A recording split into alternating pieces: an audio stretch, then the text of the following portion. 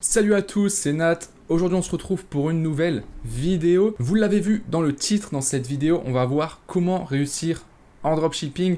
Donc c'est une question assez vague, hein. Évidemment qu'il y a énormément d'éléments à prendre en compte si vous souhaitez avoir des résultats et réussir en dropshipping. Je fais cette vidéo suite à un commentaire que j'ai reçu sur une de mes vidéos YouTube, car la personne a souligné un élément extrêmement important, et au lieu de juste lui répondre en commentaire, j'ai préféré en faire une vidéo, puisque je pense que ça va aider pas mal de gens. Alors le commentaire qui m'a été envoyé, je vais vous l'afficher sur l'écran, comme ça vous allez pouvoir le lire. Alors faites pas attention à la forme, il y a pas mal de fautes d'orthographe, etc.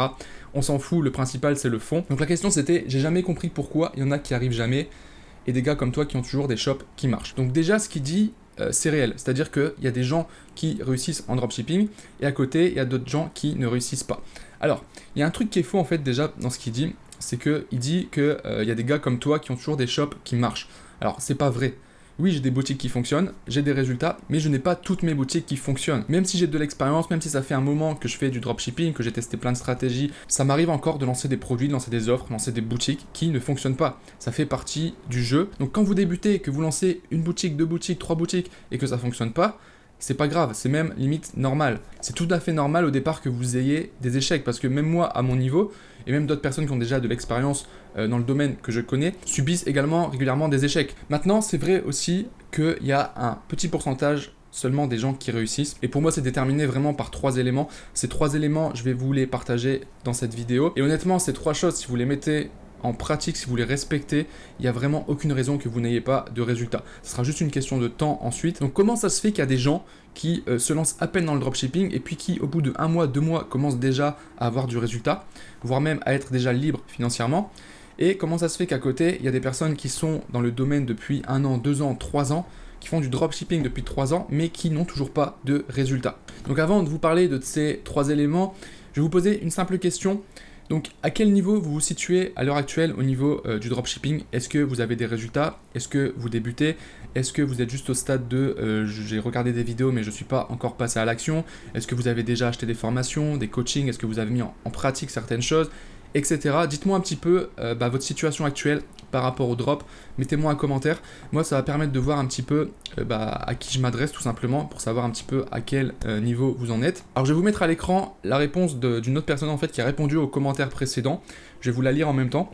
Donc il a dit: un mec comme Nat est expérimenté et apprend de ses erreurs tout au long de son parcours. Ceux qui font du drop depuis 3 ans et qui n'ont aucun résultat sont soit des gens qui ne se forment pas ou peu ou mal, soit des gens qui ne se remettent jamais en question. En deux mots, des gens qui ne progressent pas. Donc là, il a mis en avant deux aspects. L'aspect numéro 1, des gens qui ne se forment pas. Il y a beaucoup de gens qui lancent leur boutique, qui lancent des publicités, qui font plein de choses, mais qui sont soit pas formés ou alors mal formés. Aujourd'hui, avec le contenu qu'il y a de disponible sur Internet, donc que ça soit sur YouTube ou même encore sur des blogs ou même sur les différents réseaux sociaux, dans les groupes Facebook, etc., on a énormément d'informations. Et honnêtement, on peut déjà se lancer avec les informations qu'on trouve par-ci par-là. Donc ça, c'est déjà un énorme avantage, c'est qu'on peut se documenter gratuitement et on peut déjà apprendre pas mal de choses. Dites-vous qu'il y a 3 ans, 4 ans en arrière, il n'y avait aucune information sur le dropshipping, c'est-à-dire que les personnes qui se sont lancées à ce moment-là, elles ont dû expérimenter par elles-mêmes, tester des choses par elles-mêmes, se planter, perdre de l'argent, perdre du temps avant de pouvoir réussir. Aujourd'hui, vous avez une chance énorme, c'est qu'il y a plein d'informations disponibles et que vous pouvez déjà apprendre énormément de choses gratuitement. Maintenant, est-ce que le contenu gratuit c'est suffisant? J'ai envie de dire oui et non, ça va dépendre de vous tout simplement. Le souci du contenu gratuit, c'est qu'on a énormément d'informations qui sont diverses et variées. On va avoir une personne sur YouTube qui va vous dire, voilà, il faut faire telle stratégie, ça fonctionne. Une autre personne qui va vous dire, non, cette stratégie-là, c'est pourri, il faut faire comme ça. Une troisième personne qui va dire, il faut prendre un peu des deux stratégies et puis faire un mix, etc., etc. Et le problème, c'est que si vous piochez un peu des informations un petit peu partout et que vous n'avez pas cette capacité de réussir à remettre les choses dans l'ordre, vous allez tout mélanger et vous risquez de ne pas avoir de résultats. Et c'est un énorme problème. Pourquoi? Parce que si vous faites partie de ces gens-là, c'est que vous allez prendre des informations, vous n'allez pas vous remettre en question dans le sens où vous allez vous dire bah c'est bon, je connais, j'ai les informations, donc je suis formé, c'est bon, donc c'est pas un problème de formation, ça vient certainement d'autres choses. Alors qu'en réalité, le problème, il est là. Le problème, il est que les informations que vous avez, et le problème, c'est que si vous prenez chaque information une par une, en soi, elles sont bonnes, mais si vous les groupez, vous les mettez ensemble et que vous testez comme ça marchera pas. Et pour moi, la grosse limite en termes de contenu gratuit et contenu payant, elle est là.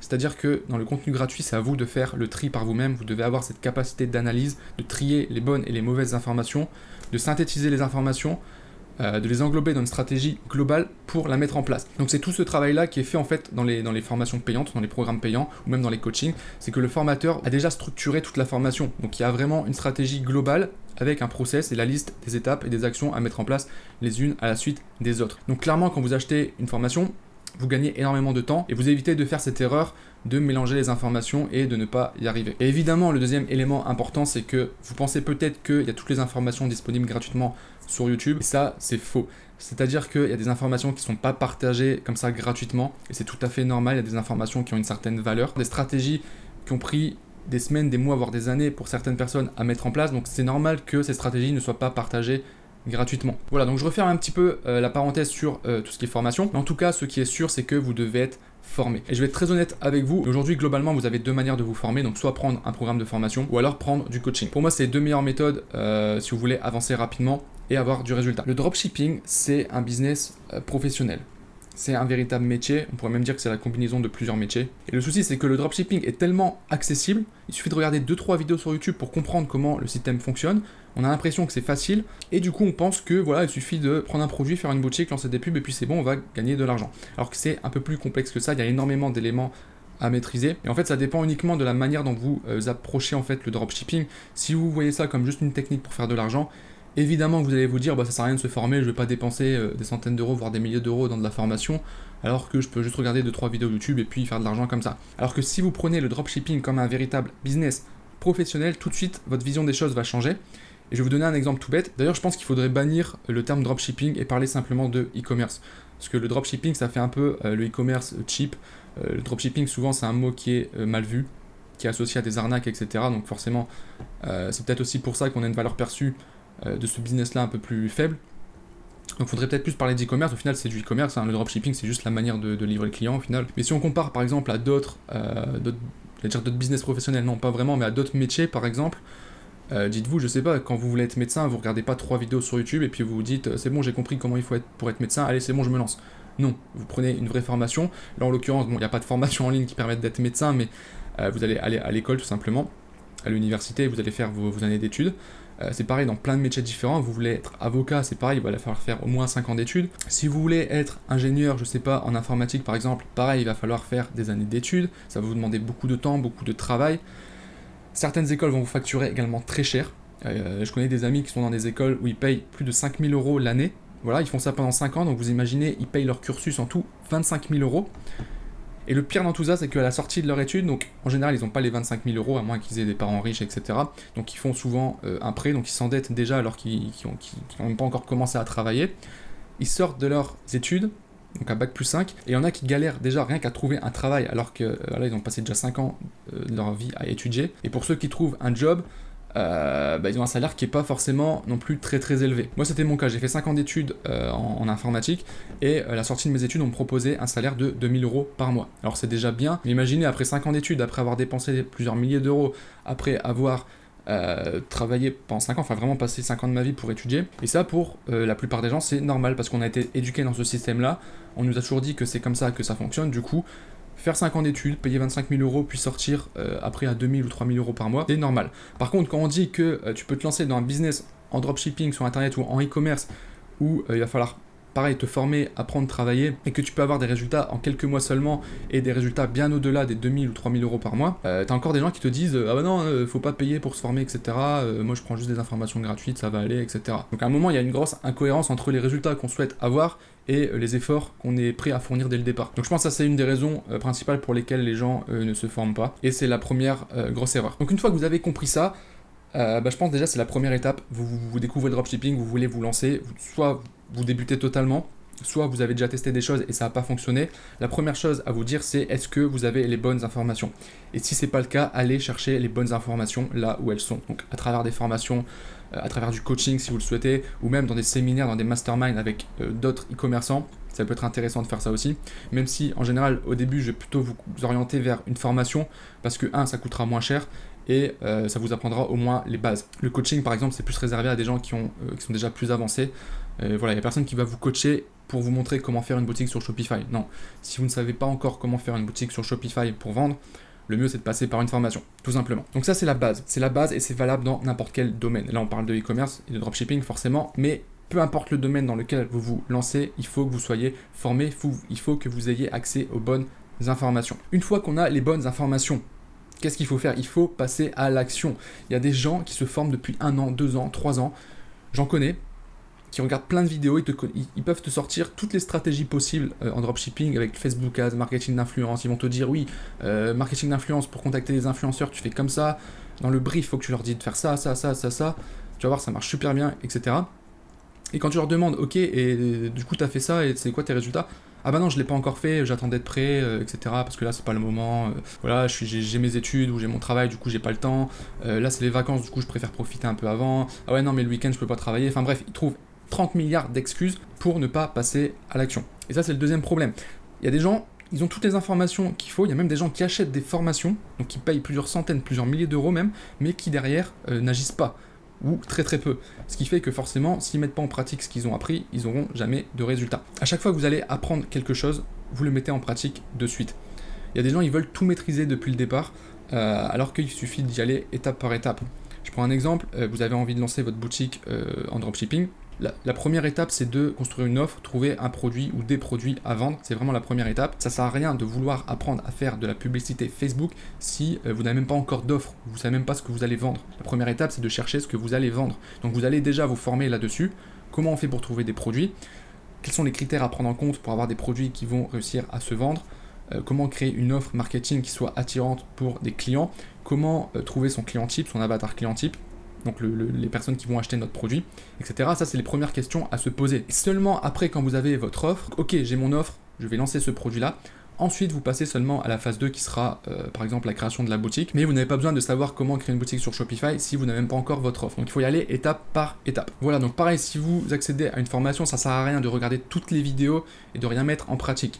Ce que vous faites, c'est que vous regardez la première vidéo, vous mettez en pratique. Vous regardez la deuxième, vous mettez en pratique. Normalement, une formation, si elle est bien faite, elle y va étape par étape, donc à chaque fin de vidéo, normalement, vous devez pouvoir passer à l'action et mettre quelque chose en place. Et même par exemple, si vous n'avez que 1 heure à passer sur votre business par jour, parce que vous avez votre travail, vous avez votre famille, c'est pas grave. Il vaut mieux passer uniquement 1 heure par jour, mais avancer petit à petit, plutôt que de passer 8 heures par jour à regarder des vidéos sans jamais passer à l'action. Donc ce que vous pouvez faire pour ça, c'est assez simple, c'est que chaque jour, vous devez apprendre quelque chose de nouveau.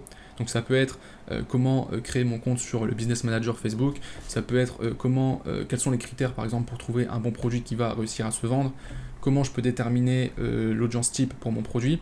Voilà, chaque jour vous allez apprendre quelque chose. Ça peut être un petit truc, hein, ça va dépendre du temps que vous avez forcément. Et en plus de ça, chaque chose que vous allez apprendre, vous allez le mettre en pratique de suite. Donc par exemple, aujourd'hui vous allez apprendre à créer votre compte Business Manager sur Facebook. Tout de suite après, vous allez créer votre compte Business Manager sur Facebook. Voilà. Et chaque jour, vous allez avancer comme ça. Vous allez apprendre de plus en plus de choses et que ce que vous allez apprendre, vous allez le mettre en pratique. Et c'est comme ça qu'à un moment, vous aurez des résultats. Donc là, on a déjà les 2 éléments de base. Maintenant, troisième et dernier élément, ça a été dit dans le commentaire que je vous ai montré juste avant, soit des gens qui ne se remettent jamais en question. Et là, il a mis en avant un point très important, c'est que même si vous êtes formé, même si vous passez à l'action, vous allez vous manger des échecs. Désolé de vous le dire comme ça, mais c'est comme ça que fonctionne le business. Vous n'allez pas apprendre quelque chose, le mettre en pratique et tout de suite avoir des résultats. Ça peut arriver dans certains cas, mais c'est très très rare. Comme je vous l'ai dit en début de vidéo, ça m'arrive encore aujourd'hui de lancer des boutiques, lancer des produits, des offres, mettre en place des stratégies qui ne fonctionnent pas. Et je me mange encore des échecs. Mais dites-vous un truc, c'est que l'échec, c'est pas l'inverse de la réussite. C'est que l'échec, ça fait simplement partie du chemin vers la réussite. Et un des problèmes majeurs, encore une fois, c'est que les gens, une fois qu'ils subissent un échec, ils vont pas se remettre en question et ils vont se dire ok, c'est mort, ça marche pas, j'abandonne, je passe à autre chose. Et forcément, si vous faites ça, vous n'arriverez jamais à avoir du résultat. Et ça passe forcément par le fait de se remettre en question. Et ce qui va faire la grosse différence entre ceux qui vont continuer, persévérer et réussir et ceux qui vont abandonner. Et à ce moment-là, vous allez devoir analyser qu'est-ce qui n'a pas fonctionné, vous remettre en question et réitérer, tout simplement. Prenez un exemple, vous avez lancé un produit, une boutique, vous avez lancé des publicités Facebook. Voilà, donc il y a des gens qui cliquent sur vos pubs, mais les gens viennent sur votre site, mais ça n'achète pas. Ça n'achète pas, donc c'est entre guillemets un échec dans le sens où ça marche pas.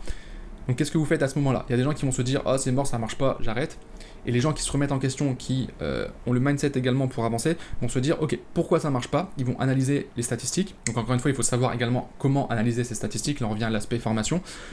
Et ils vont pouvoir en tirer des conclusions et se dire par exemple ah ok là ça marche pas parce que je sais pas ma fiche produit elle est pas assez attirante, les gens quand ils arrivent sur mon site ils ont pas assez confiance, du coup c'est peut-être pour ça qu'ils achètent pas. Là par exemple j'ai beaucoup d'ajouts au panier mais les gens passent pas à l'achat, je comprends pas pourquoi. Ah il y a peut-être un souci au niveau de mon panier.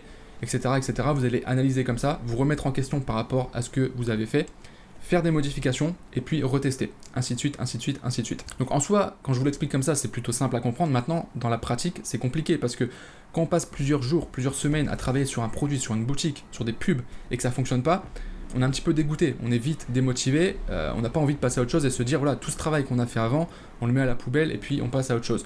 Mais dites-vous que même si ça n'a pas marché, pendant tout ce processus, pendant toutes ces heures où vous avez mis en place tout ce que je vous ai dit là, vous avez certainement appris des choses et vous allez apprendre de vos erreurs. Et c'est comme ça qu'après vous allez pouvoir rebondir, vous remettre en question, tester à nouveau, puis il y aura peut-être encore un échec, mais c'est pas grave, vous allez encore une fois analyser pourquoi ça n'a pas fonctionné, apprendre de nouvelles choses, retester, etc., etc., etc., jusqu'au moment où vous y arriverez. Donc à toutes les personnes qui aujourd'hui passent à l'action mais n'ont toujours pas de résultats, persévérez. Tout simplement persévérez, remettez-vous en question, posez-vous les bonnes questions, faites-vous accompagner s'il faut. Il y a une personne que je coach là qui a explosé récemment. Je vous ferai peut-être une interview de cette personne-là d'ailleurs, parce qu'elle a un parcours qui est quand même assez intéressant.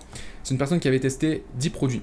Donc la personne a fait 10 boutiques, 10 produits, ces 10 produits ont échoué. Donc il a perdu forcément pas mal d'argent, mais il n'a pas abandonné. Il s'est remis en question à chaque fois, etc. Son 11e produit a cartonné. Il est monté à 5 000 € par jour en l'espace de 3-4 jours, il me semble, et c'est son 11e produit qui a cartonné. Il aurait pu abandonner au bout du premier, au bout du deuxième, du troisième, du quatrième, même du 10e, il aurait pu se dire oh, attends, j'en ai testé 10, il y a un moment, c'est pas possible. Et il a persévéré et c'est son 11e qui a fonctionné. Vous êtes à un seul produit de réussir et évidemment, ce 11e produit, il a rattrapé toutes les pertes qu'il avait fait juste avant. Et forcément, imaginez un petit peu la confiance qu'il a en lui maintenant, il va pouvoir relancer d'autres produits, d'autres boutiques, s'il le veut, ou même développer la boutique qu'il a actuellement. Et qu'est-ce qui a fait la différence entre cette personne-là qui a réussi, malgré toutes les galères qu'il a pu avoir, et je peux vous assurer qu'il en a eu des galères, et une personne qui ne réussit pas tout simplement. On reprend en fait les 3 éléments que je vous ai partagés durant cette vidéo. Donc c'est une personne qui s'est formée, qui est passée à l'action massivement, qui s'est remis en question, qui a persévéré, qui n'a pas abandonné tout simplement jusqu'à ce qu'il réussisse. Est-ce que ça veut dire que vous allez réussir aussi au bout de votre 11e produit? Ça va dépendre. Il y a des personnes qui arriveront au bout de leur premier, de leur deuxième, de leur troisième produit. Il y en a d'autres, il faudra peut-être un peu plus de temps. Ça dépend de chacun. Mais en tout cas, si vous avez les bonnes informations, que vous passez à l'action, que vous n'abandonnez pas et que vous continuez jusqu'à réussir, il y a forcément un moment où vous réussirez. Bon, en tout cas, dites-moi si cette vidéo a été utile pour vous, si les informations que je vous ai partagées ont été intéressantes. N'oubliez pas de me mettre également dans les commentaires aussi votre situation actuelle par rapport au dropshipping pour que je puisse au mieux vous aider dans les prochaines vidéos. Si vous avez aimé cette vidéo, n'oubliez pas non plus le petit like et n'hésitez pas non plus à vous abonner si ce n'est pas encore déjà fait. Merci à vous d'avoir regardé cette vidéo et puis sur ce, je vous souhaite une bonne journée et je vous dis à très bientôt pour une prochaine vidéo. Ciao!